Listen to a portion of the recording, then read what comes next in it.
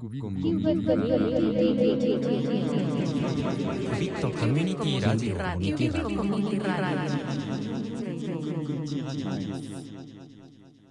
Can you hear me, Andy? Yes. I always forget where the camera is, but yeah, wherever you are. Oh yeah, there you are. Hello, everybody. Thanks for joining us on Cubitt Community Radio. My name is Sean Elder. I'm the interim director of programs at Cubitt, and I have been working with Nicola Singh for the past few years in presenting her solo project Sincere Seeker at the gallery. This is the last week of the exhibition's run, so we are doing this broadcast today. It'll be available on the Cubitt Community Radio Mixcloud afterwards. And tomorrow evening we have an event with Jaslyn Kaur, Alia Sayed and Nicola Singh, which kind of expands on some of the thinking around Nicola's project, which, if you don't know, is a sculptural and sound installation that includes 3 monkeys that kind of become very dominant in everyone's reading of the shows, and rightly so, and brings a mixture of sort of devotional and pop cultural references through music to the gallery space, to think through devotional practices, grief, and I guess materiality of the voice, and that relation to, artistic practice. But yeah, say hi, Nicola. Hi everyone. Hi, Sean. We are starting a bit late today, so thank you for tuning in. I just wanted to start with like a very brief introduction to sort of thinking about devotion and thinking about faith in different ways, in relation to the tracks that we're bringing. Nicola has some references that she's going to share, and I have some that I'm going to share. And I think as a frame of reference for today and the conversation that we're going to have, which I think bleeds and crosses into tomorrow during the event that we have with Jaslyn and Alia, and in the context of this exhibition and the program, we're sort of describing faith and devotion in particular ways. They can be inclusive of religion and spirituality, but they're not necessarily. And I wanted to expand on that a little bit.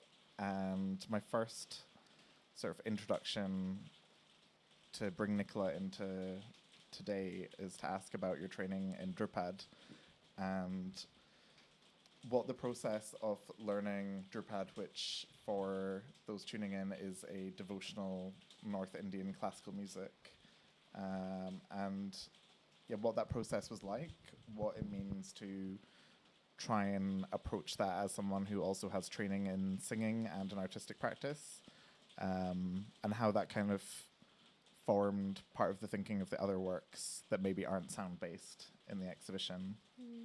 Yeah. Cool. Yeah, thanks. I think like I was led in that direction for lots of different reasons, kind of familial, spiritual, like kind of amalgam of practices.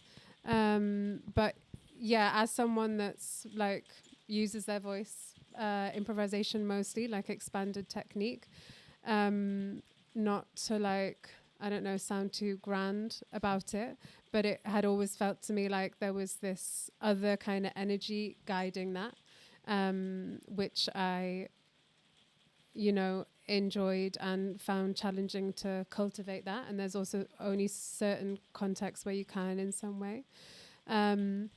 So Drupad is like sung in syllables, which are derived from a Sanskrit chant. And so I was like hugely fortunate, and I'm fortunate to learn with Uday Bawalkar, Pandit Uday Bawalkar, who's in the Daga lineage, like phenomenal musician. And when I went to India to learn, and would sit and listen to Guruji. I had this experience that I've never had before, where I felt like when he's singing, the space between the sound and himself closes up. So they become like the same thing, which is the definition of yoga. It's a union. And that's a really exciting and like humbling thing to see that dissolve, you know. And is that as I'm trying to sort of imagine that in like a bodily way, like is that so more so than like the body becoming a vessel for sound, it's actually like embodiment or incarnation? Yeah, it feels so. It feels like a blend or something, you know, because I think, yeah, possibly where I've got to in the training, and I'm like such a baby, is feeling more like a channel, maybe more in an embodied sense. So with this lineage of music, what I understand from my limited experience so far is you have to find a real softness and strength in the body to be able to inhabit and embody this music. So I think I've got to the point where I'm like, sometimes if I've like got my, you know, everything's in the right place, I feel like I'm channeling something in terms of making sound and vibration that's away from other desires or needs or like a self-consciousness or something. But then to see, you know, my Guruji really inhabit, you know, and be in balance, something with the sound. And upaj, which is the improvised element of the music. I don't know, like of course you see this with lots of different improvisers from different schools of music. It's like you see it comes down this like the decision making of where to go next. It's definitely not pre-decided. You know, it's not something that's happening like in the mind. Do you mean in a way that it's like it's not located within yourself, it's like an external? Yeah. But only if we're like listening in the right way. And like I really found my training really, really challenging because the music asks you to listen and be with sound in a different way than I'd ever experienced before. And that like you really have to get over yourself quite a lot, you know, to be able to do that. And how did you, was there a process of unlearning in terms of, I know like you've done like, you know, Western singing as well. Like what, did that help, or was it something that you had to like deconstruct before? Yeah, no, it didn't help at all. Okay. Yeah, it didn't help at all. I think my experiences with improvisation and like expanded technique, which I learned, I went to Dartington College of Arts and did that kind of experimental stuff. I can see how that is going to help me when I get more experienced. But the other stuff, no. And it's like, and Guruji's definitely said this to me before, like you have to stop singing, like stop singing. There's like a layer or something that comes down where you're like, there's an affectation and you're singing. You're really encouraged to sound how you speak. And that also like relates to this idea of how you are in your body and that like relaxed, like open, like strength. So no, there's a lot of like getting rid of that or trying to get rid of that, you know. I'm thinking a lot about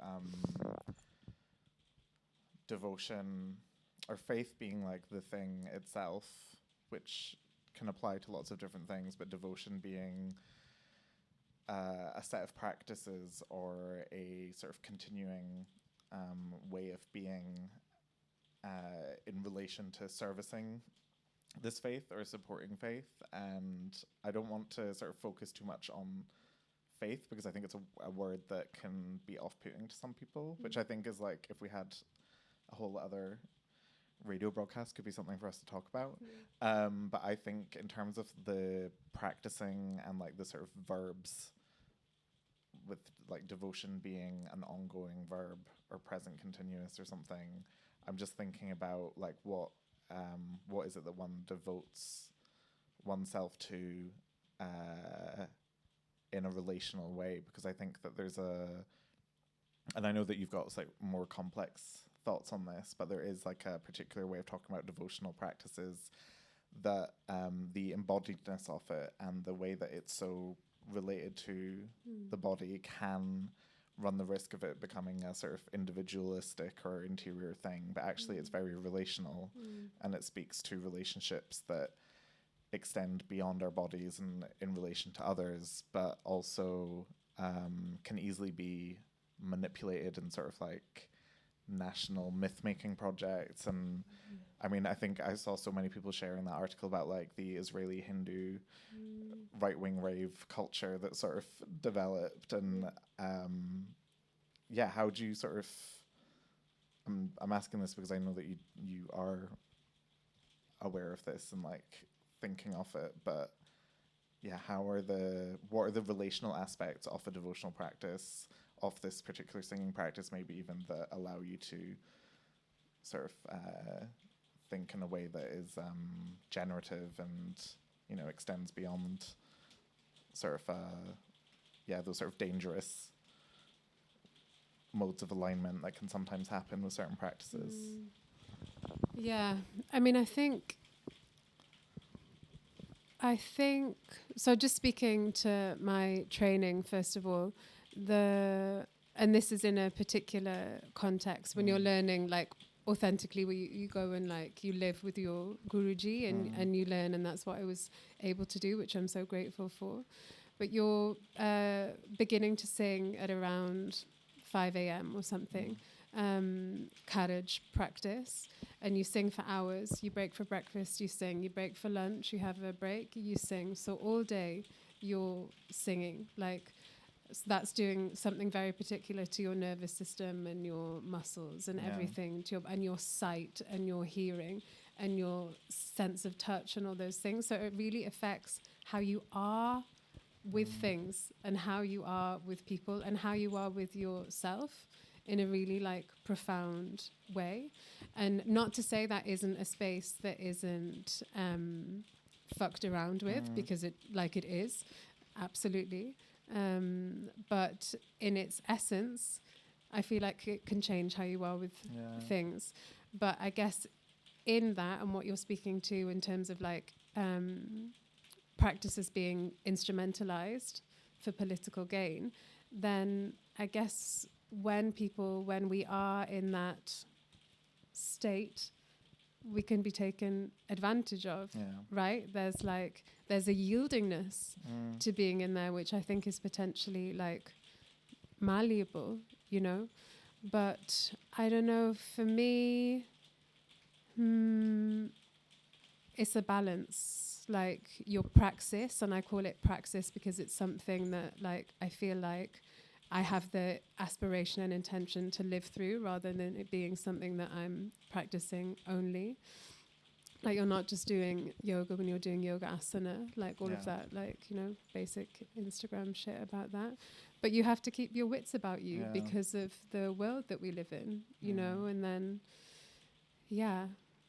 speak up in the right place, and, you know, but I'm also a little bit wary sometimes of too much speech and too much language around practices. And that's something that I've really learned from my Guruji, is like, actually, always you're allowed to say whatever you want, but he really somehow shows you that there's lots of questions that we don't need to ask, because if you continue to devote yourself to something, it'll show you the answer to that question in its own good time, you know. So I also think there's a risk of too much discussion about things, you know. Maybe that's a good time for us. Segue. Maybe that's a good time for us to play the first track. Yes, DJ. Yeah. Which one do you think would be good for the first one? We have Kedjak, or... I think let's go with my Guruji. So Pandit Uday Bawalkar. He's singing Bihag Rag, which is I think it's a late evening rag, which is usually when you'd expect to listen to it. Okay. And the do you want me to hold this? Yeah. The Drupad is like split into different sections. So first we'll only hear a section. So we hear a section of the alap, which is when the singer and the musicians are kind of discovering the rag and its characteristics and its flavor and its sensation, and like it unfolds very slowly. And then as the music develops, you have the jaw and the jala, and things get more rhythmic. And yeah, the whole piece is an hour long, and Drupad like needs that duration to come into its fullness. Yeah. And just to say to people, we will be sharing links and things like that after the event in the coming week. So yeah, please make some time to sink in with it. But yeah, we're going to play an excerpt maybe from the start. Sure. Yeah, I think it's best from the start. Yeah. Okay. So Andy, we're going to... There might be some introduction also, so you can skip that section if you want. Yeah. And we should be able to hear it.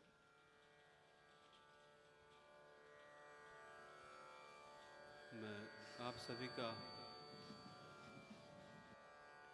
आभारी हूँ।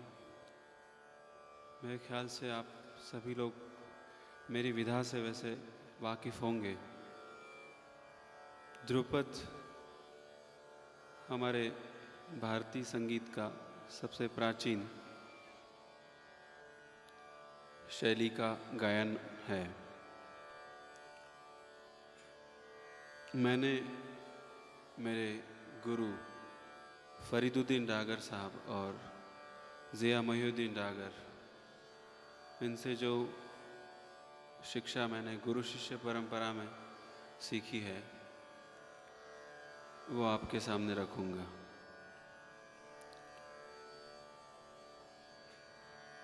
राग बिहाग में आलाप और एक धमार प्रस्तुत करूँगा।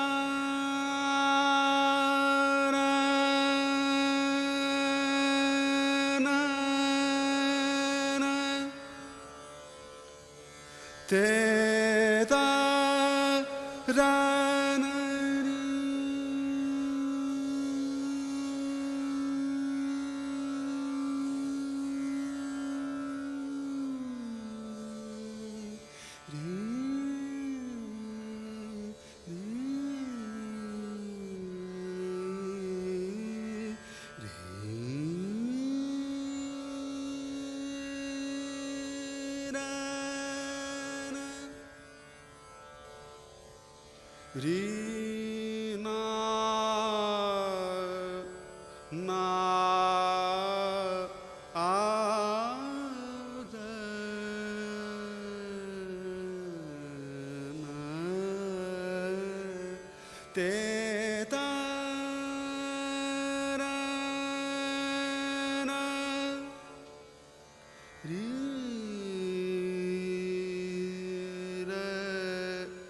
ra na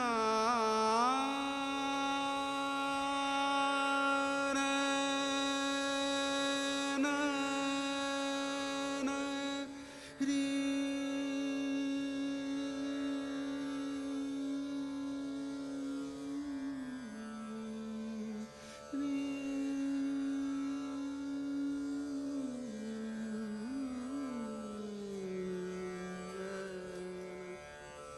te ta ra na na ri na ra na ri nu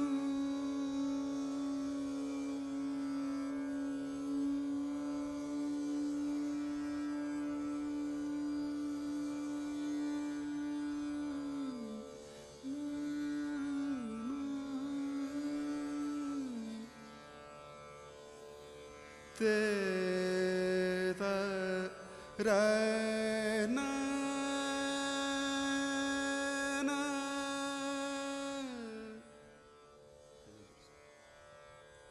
ri na ra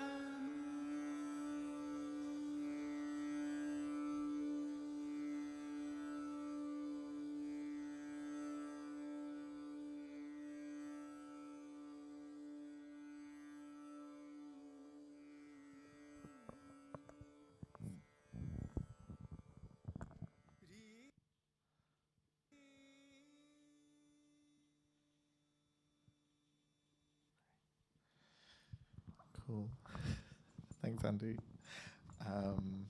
Yeah, that was, I think, about 17 minutes off an hour. So, yeah, definitely find that and spend the whole hour with it. I wish we had enough time to listen and to it in if full. you can, if you're listening, I guess to any form of classical Indian music, if you can try and listen to the rag at the time of the day that it is like for, I feel like it really makes a big difference. Do you know which time of day that one was This for? is late evening, I think. Okay. Yeah, late Nice. evening. So yeah, you can. Bap, bap. No, it's so beautiful. Yeah, amazing to like feel someone, that presence that's like been working with you over this time.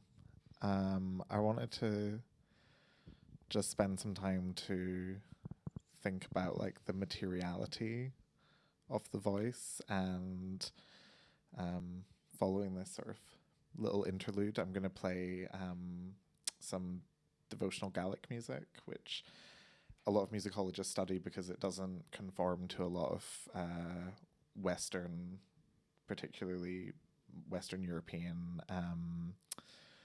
sort of conventions for music in terms of like melody and harmony, and there's lots of sort of thinking around the aspects of language that allow those sort of contradictions to exist. But I'll talk a little bit more about that. But for now, I was just wondering if you wanted to talk about the importance of the Sanskrit syllables and the syllables that are present in your exhibition and what they signify or relate to, and how you sort of use them within the exhibition. Yeah. So yeah, in terms of the syllables in Drupad, I think it's one of the reasons I was so drawn to it, because there's like so much emotion, feeling, like vividness, imagery, like symbolism, like without language. And I am deeply suspicious and also a bit like obsessed with language for lots of different reasons. But I think, having that real richness of space without any language. I was really drawn to that, and it's one of the reasons why I've pursued it. And then I guess in terms of my own work, I play in that like languageness like space, or messing it up a bit in the middle. So with the installation, there's 3 tracks that you can hear. One is the repetition of a mantra Soham, which can loosely be translated as I am that, or that I am. And this is kind of used as a constant throughout the work, but it goes kind of everywhere in terms of pitch and rhythm. And this is a really like quick description of the work. The second track, I'm using different vowel sounds from the Sanskrit alphabet. And there's a whole like science connected to the Sanskrit alphabet that's related to the body and how the body works energetically. And one application of that is called something called mantra purusha. So each vowel sound, long and short, has a connecting energetic point on the physical body. So the idea is that you recite the sounds from the alphabet as you place your fingertips on the connecting relevant points of the body. So that's actually what the monkey sculptures are doing in the gallery. They have their hands on the parts of their body that are kind of relating to some of the sounds that I'm singing. So I'm working with those vowel sounds, but I'm also working with the transliteration that it's given in the instruction booklet. So these are English words that are given to help English speakers pronounce the sounds, or give the sounds correctly. So it's hugely complex, all of that stuff, and I'm really totally just like dancing on the surface of it. But I really enjoy what it is to like play around with sound and slowly let words emerge and then take them away again and let them, And then the third track that you hear in the gallery is a Bob Marley sample of a Bob Marley. So that's coming like a little bit left field, possibly. It may seem, but obviously not for me at all. It's connected. And there's something about that syllables and playfulness and like those like transliterations of like certain words, and they never quite function in the same way, but you can find equivalences. And one of the things I thought about a lot was and having like sang in like church choirs, not particularly well as a child, but also my father being like a really active part of sort of singing and faith communities where I grew up, and that including like the Gaelic choir. He's not a Gaelic speaker, but he was part of the Gaelic choir for a really long time.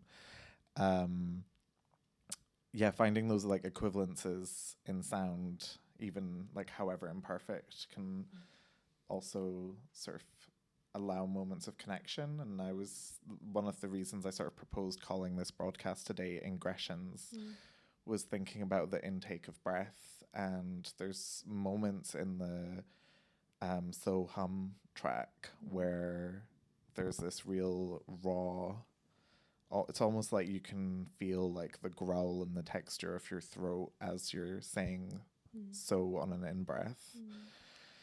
And it made me think of like sort of active decisions around language. And like one of the things that in my family we sort of take the piss out of my gran a bit for, because she has this older generational way of speaking, as she does the same thing. And like that we have words on an in-breath in like Highland Scottish English,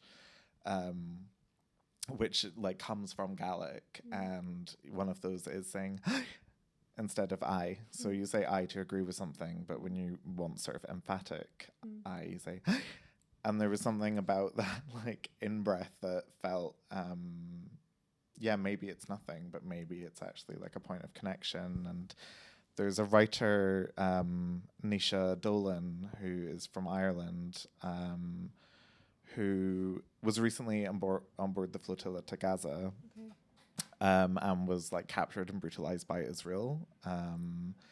And she has been, very active in like bringing an incredible amount of publicity to that particular work that's being done, that sort of like devotion to the people of Palestine.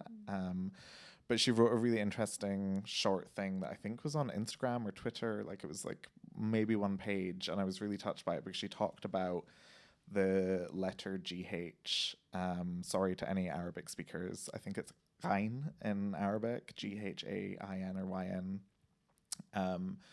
And she talked about how there is actually a letter for that in Irish, and we have it in Scottish Gaelic as well. And she sort of talked about like making the decision that as someone from an Irish background, or she is Irish, and how I connected with it. What she was saying was she had made a decision to only talk about Gaza, and Gaza being Gaza with the like correct, or an approximate, more correct pronunciation that for her came from Irish, which is also a culture that has been subject to colonization and erasure. And I think sometimes those equivalences don't need to be perfect, but there was something like really beautiful in that.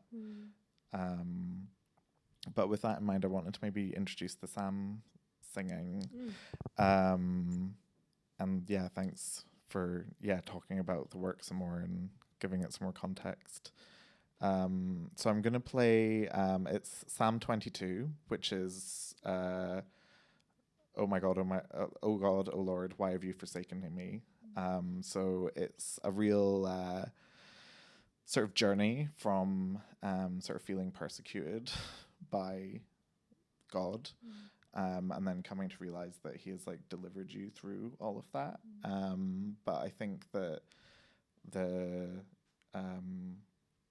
reason that I wanted to bring some Gaelic Sam singing in was it seems to chime in a lot of different ways. The first is that it's also from like language that has been persecuted and suffered in many ways. It also has like a complex relationship to like the institutions of religion. Initially, the Gaelic language was seen by the church as one of the reasons for like barbarism and incivility in the Highlands and the islands. So translating into Gaelic wasn't something that happened until after the Reformation. So it was quite a radical act to like translate into the tongue that people were speaking every day. And the last reason, I guess, is like the material, and I'm not a linguist and my Gaelic is abominable, so I'm like not going to give you too many examples, but I think a lot of musicologists have described there's something about the structure and the sounds of the Gaelic language that allow this Sam singing to happen. To give like a very brief explanation of what the Sam singing is you have a caller, who's usually the minister or someone with Sam singing ability, and they lead the song. And then the rows of people in the kirk, as we call it, can sing it back to the caller, but add the ornamentation that they wish to change the rhythm as they wish. And you'll hear when we listen to this track, what's very bizarre about it is that it shouldn't harmonize and it shouldn't work, but there is something going on that is very special about it. So I'm gonna let the track do the talking. Let's listen. Where's the recording from? Do you know? This is from the Back Free Church, which actually is good you asked that. My dad has had a sort of not sort of personal relationship, but he has had like a long sort of relationship with Gaelic singing, but Gaelic Sam singing is a very different practice. And over the course of my father's lifetime, it's gone from being widespread across the Northern Highlands, or relatively widespread, to now it's really reduced just to a few churches on the Isle of Lewis and Harris. So this one is at Back Free Church, Okay. which I believe is on the Isle of Lewis. And I'm sorry to any Leo Shachs who are going to correct me if I'm wrong, but I'm pretty sure it's in Lewis.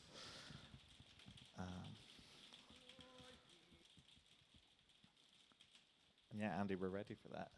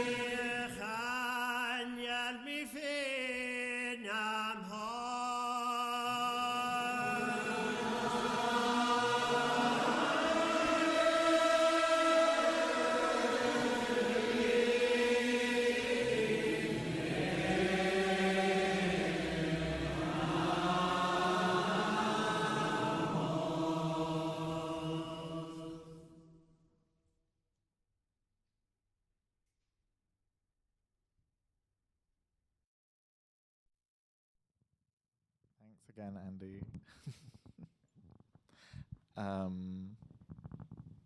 Yeah, I hope you enjoyed that, Nicola and listeners.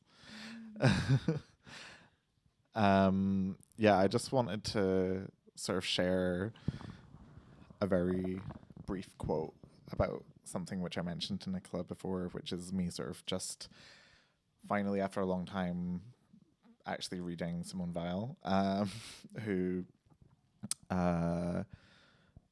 yeah, I'm not going to say much about this quote, but there's a lot of writing that she does around spirituality, around thinking. She was from a Jewish family, but also had relationships to many sort of different thinking and religions. And when we were in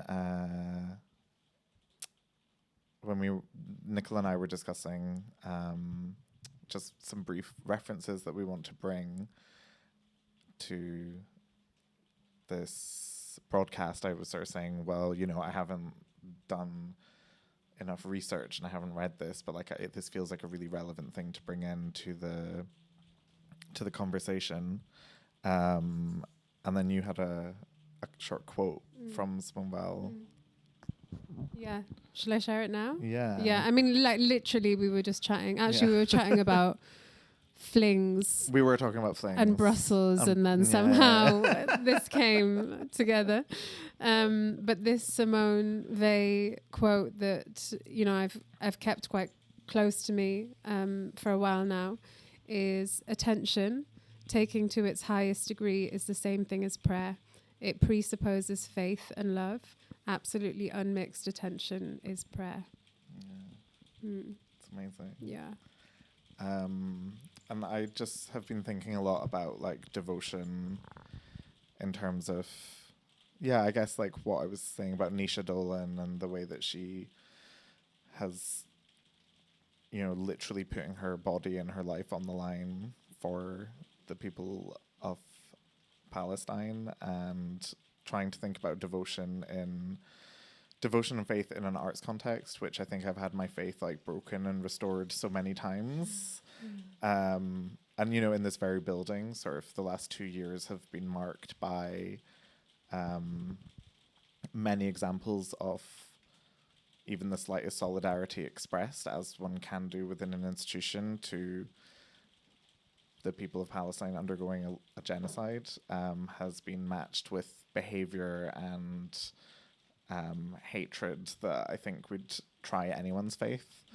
But I think there is something about a relationship to devotion and justice that I keep coming back to in this quote from Simone Weil, which is, she has a whole lot of writing called, Waiting for God, is the translation, and it's a series of letters and essays about faith and spirituality. But this quote in particular really stuck with me. It says, Christ does not call his benefactors loving or charitable. He calls them just. The gospel makes no distinction between the love of our neighbor and justice. In the eyes of the Greeks, also respect for Zeus, the suppliant was the first duty of justice. We have invented the distinction between justice and charity. It is easy to understand why. Our notion of justice dispenses him who possesses from the obligation of giving. If he gives all the same, he thinks he has a right to be pleased with himself. He thinks he has done a good work. As for him who receives, it depends on the way he interprets this notion, whether he is exempted from all gratitude, or whether it obliges him to offer servile thanks. Only the absolute identification of justice and love makes the coexistence possible of compassion and gratitude on the one hand, and on the other, of respect for the dignity of affliction in the afflicted, a respect felt by the sufferer himself and the others. It has to be recognized that no kindness can go further than justice without constituting a fault under a false appearance of kindness. But the just must be thanked for being just, because justice is so beautiful a thing. And I think, I think I'll leave that there. But I know that just to move on to the next track that we're going to talk about, or you're going to introduce, which is referenced through its relationship to Gautam Pemaraju's essay on your work, which is available in the space for people to read. I just wondered if you wanted to say a few words about this. Yeah. Can they also read Gautam's essay online? Is it? Yes. Yeah. Okay. Yeah, cool. it's on the website. Yeah. Just for those of you that aren't in London, and I mean, I'm still like absorbing a lot of what you've offered. So it's taking me a minute to catch up. And I'm really thinking about how where we sound in our body, like where we let sounds come from in our body, really matters, actually. because of what it somatically is happening to our bodies when we speak, if we're able to be honoring that and authentic. Obviously, there's so many, blockages to that. But yeah, so Gautam's essay is really beautiful. Kind of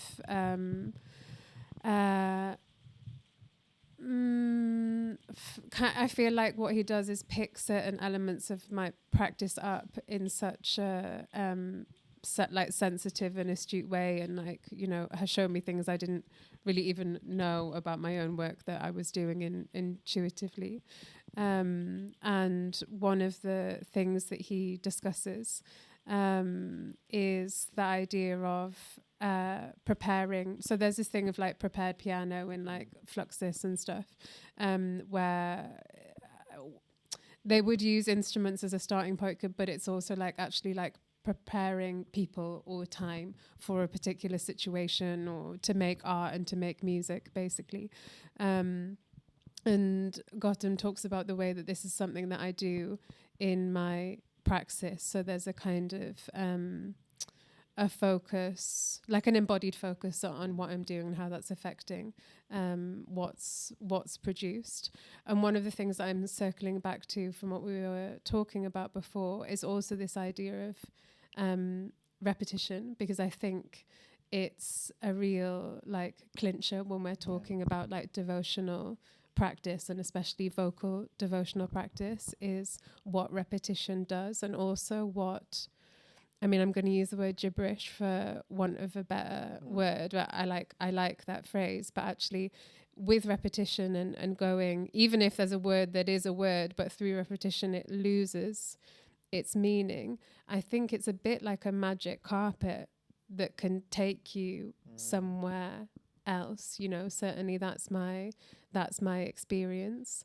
And then this track that I didn't know anything about this ritual until Gautam played it to me. So it's a Balinese chant. It's called Ramayana, monkey chant. And there's, I think usually there's like 150, 200. It seems to be something that's practiced by men in this particular context, are repeating this certain word, which is a reference to the Ramayana monkey story. I don't know if story is the right word. Basically, it's part of, it's an elaboration on the Vedas. So, it's only something that I've come into contact with, but it is part of a kind of ritualistic, transcendental practice that they have. So we should listen to it. It's fucking wild. It's really wild. I think I'm ready to get wild. Yeah. Are we allowed to swear on the radio? I'm sorry. We're allowed to. Okay. Yeah. We can definitely swear.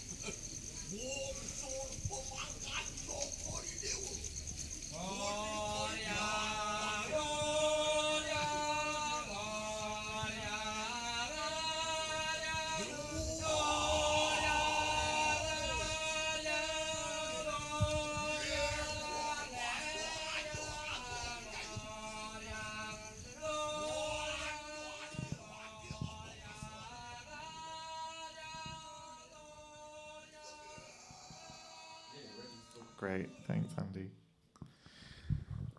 Oh my God. Wow. Wow. Amazing. Yeah. And just in case, there's no instrumentation in that. It's all vocal. Like it is all vocal. Yeah, if anyone watching the feed saw my face like drop at one point, that was my reaction to that. So powerful. Yeah. Amazing. Yeah. Amazing. It's something that I would really love to learn more about. Like I said, it's just something that is newly, like it's something that inspired Steve Reich. Supposedly there's some documentary I was talking about that. But yeah, I would love to be able to go and witness the ritual one day. Yeah, I was Arts Council. Arts please. Council. Hey, Arts Council, we know you're watching. Yeah, the way the rhythm and like tone of it shifted so quickly, but like also kind of effortlessly, and yeah. I mean, it's like I was trying to explain before, like it's part of a kind of trance-inducing ritual that they have in this community. And I think, even just from listening, I certainly can understand how that would take you places. Yeah. Oh my God, yeah. And again, that was like I think the actual track is about 20 something minutes long, so we only played an excerpt off it. So yeah, again, anyone listening, we will share links for everything in the coming week. Wow. Yeah, I feel like we haven't done a lot of broadcasts like this where there's been like this sort of sharing happening of it's usually been like a discussion, or it's been sort of DJ sets and like Andy's usual program, which is amazing, and everyone should check out the Shebeens and lots of other stuff happening. But yeah, my brain's trying to catch up with all the like input that it's having through the sound. We have the speakers set up in here as well, so everything that you're listening to, we have a really like thumping bass with it as well. So just with in mind that we have, I think about like 40 minutes, 45 minutes ish left of the broadcast. Nicola had one more sort of reference or track to introduce. And I thought maybe I'll lay out like the rest of the broadcast, which will be, we can talk about that a little bit and then play that. And then following that will be the last half hour of the broadcast will be a broadcast of Nicola's sound work, which is installed currently as a sort of 3-channel installation in the gallery, but we will be broadcasting the sort of master of all 3 of those tracks together. so yeah, so that's what the rest of this broadcast looks like. But maybe I thought you could talk about Joan LaBarbera, and I think maybe thinking about the syncopation and there's something about rhythm and breath in that track that was really amazing. But maybe you want to talk about like breath and instruments. Sure. I mean, the Joan LaBarbera piece, which is called Circular Song, so she was inspired by the circular breathing that brass players use, where they're like playing their music on the inhale and on the exhale. So she's doing the same with the vocal piece. So she's singing on the inhale and on the exhale. And this is something that I've used in previous pieces and that I employ in Sincere Seeker here. And that's kind of twofold. So hum, the mantra is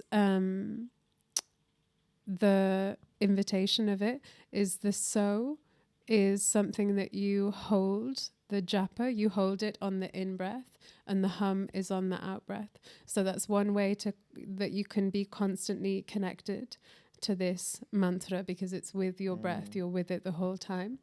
And because I was deciding to vocalize this, and because I'm, a big part of my practice is improvised, extended, like vocal technique, picking up this reference, I wanted to vocalize on the in-breath. So that's what you'll also hear.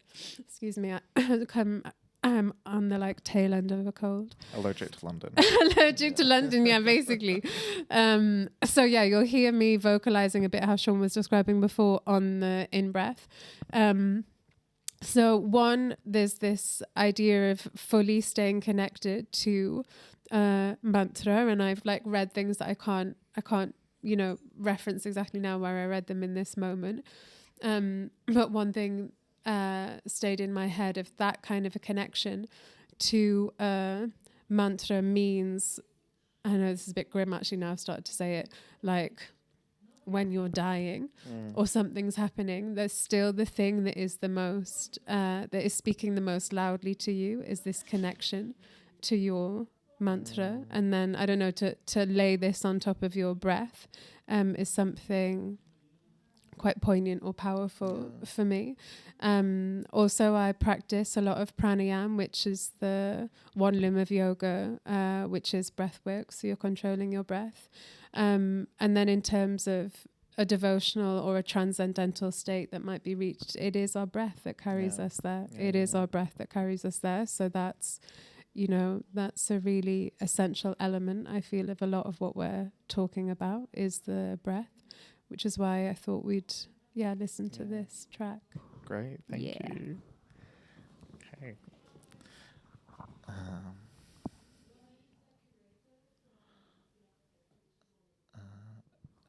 Okay. Yeah.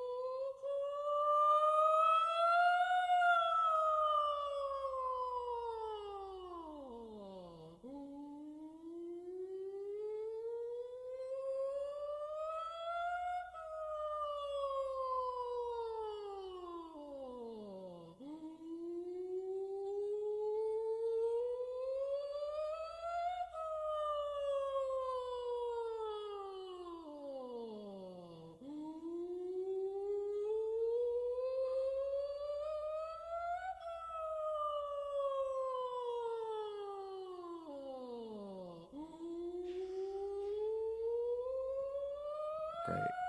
Thanks, Andy.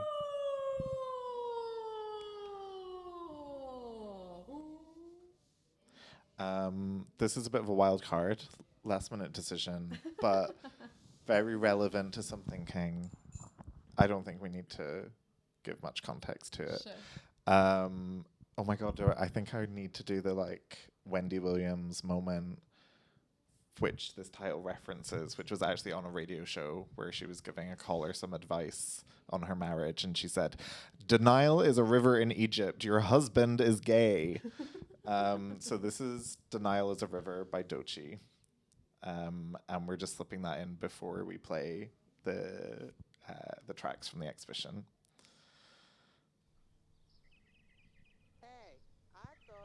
That's it going, Andy. That's it going, Andy. What's up, Doechii? You know, it's been a little minute since you and I have had a chat. Has it really? Probably since, like, your last EP, All the Places You'll Go. Oh, wow. It's been a minute, yeah. I've been getting some calls. People are a little bit worried about you. Not worried. And I know that I was kind of that outlet for you, so You were. why don't you just tell me what's been going on? Okay. Remember old dude from 2019? Nice, clean nigga did me dirtier than laundry. Took a scroll through his IG just to get a DM from his wife. I was so confused, what should Doechii do? She didn't know about me and I didn't know about Sue. I opened up the messages and had to hit the Zoom. Turns out the girl was really a dude. I think he slicked back till I slipped back. Got my lick back, turned a nigga to a knick-knack. I moved on, dropped a couple of songs, and then I went and got signed. Now it's 2021. Okay, I just feel like this is the perfect opportunity for us to just take a second and kind of unpack what's happened to you. You know, this guy cheated on you and... Fuck it. Platinum record this, Bible record that. I'm making so much money, I'm all over the net. I'm moving so fast, no time to process. And no, I'm not in the gang, but I'm always on set. Wristwatch, drip drop, label with the TikToks. Now I'm making TikTok music, what the fuck? I need a cleanse, need a detox, but we ain't got time to stop. The charts need us. Fast forward me, 2023. I'm stacking lots of cheese and making money. My grass is really green and honestly, I can't even fucking cap no more. This is a really dark time for me. I'm going through a lot. By a lot, you mean drugs? I wouldn't. Drugs? No, it's a No? It's a natural plant. No, I'm not judging. I'm not an addict. I'm just saying. I don't You think. wanna talk about it? I mean, fuck. I like pills. I like drugs. I like getting money. I like strippers. I like to fuck. I like day drinking and day parties in Hollywood. I like doing Hollywood shit. Snorted Bollywood. What can I say? The shit works. It feels good. And my self-worth's at an all-time low. And just when it couldn't get worse, my ex crashed my place and destroyed all I owned. Oopsie, made a oopsie. $100,000 oops made me loopy. I ain't a killer, but don't push me. Don't wanna have to turn a nigga guts into soup beans. Whoa. Okay, Doshi. We don't want to revert back into our old ways, so we're gonna try a breathing exercise, okay? Alright, word. When I breathe, Okay. you breathe. All right? Let's go.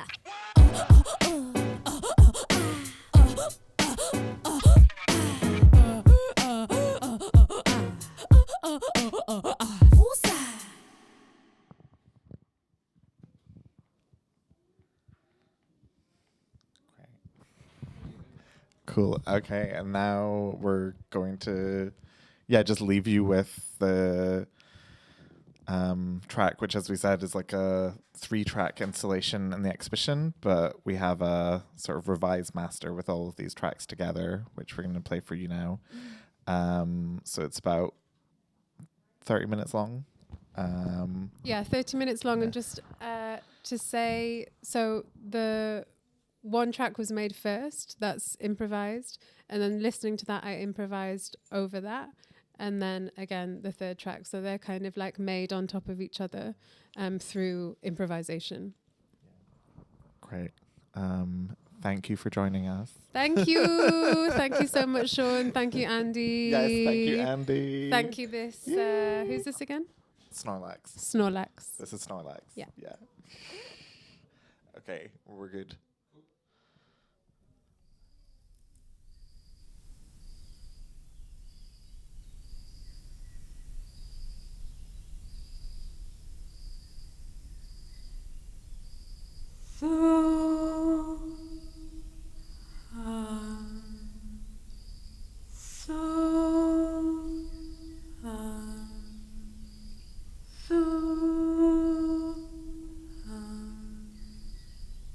So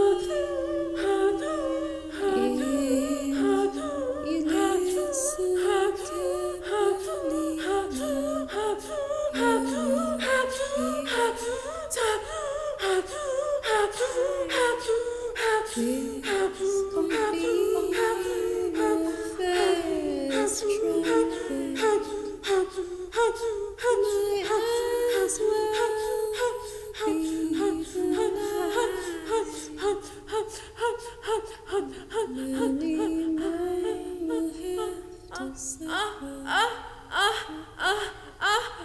Many more have to die. Don't ask me why.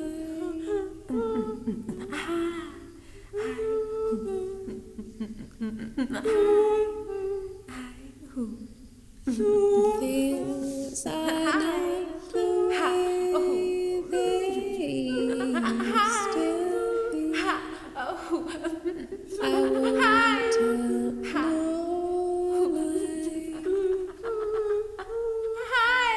One and all got to face reality now. I've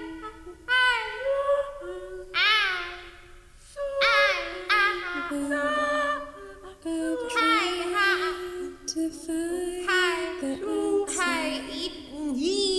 to all the questions they ask. Though I know it's impossible to go on living through the past.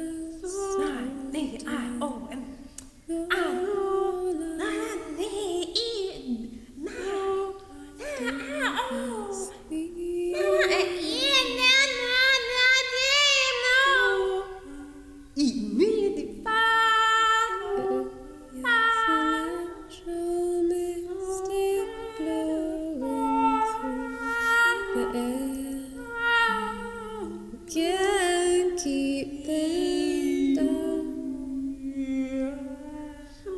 If you listen carefully now, you will hear. This could be the first trumpet. Might as well be the last. Many more will have to suffer. Many more will have to die. Don't ask me why. I won't tell no lie. Such a natural mystic blowing through the air.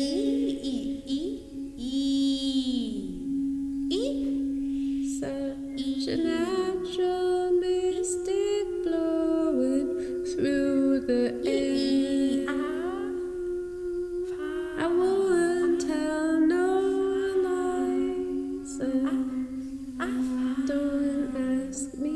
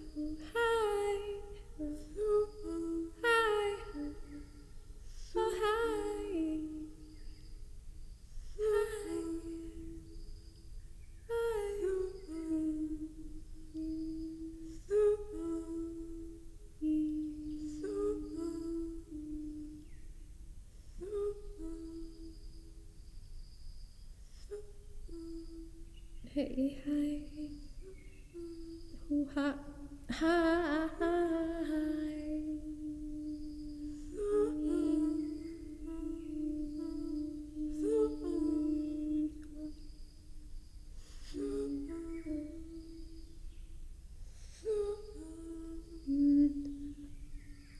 Oh, yeah, hi.